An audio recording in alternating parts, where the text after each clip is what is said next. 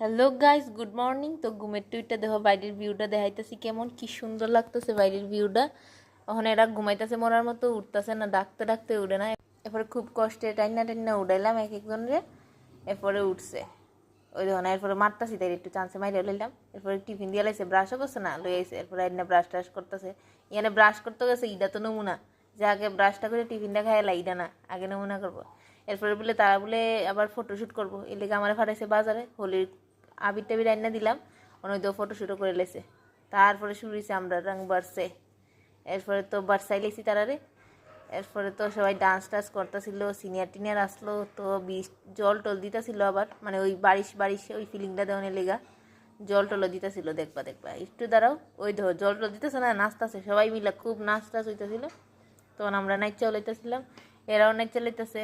তারপরে আমরা আবার সবাই মিলে নাচ চালাইতেছিলাম, মজাও করে লাইতেছিলাম। ওই তো শেষ।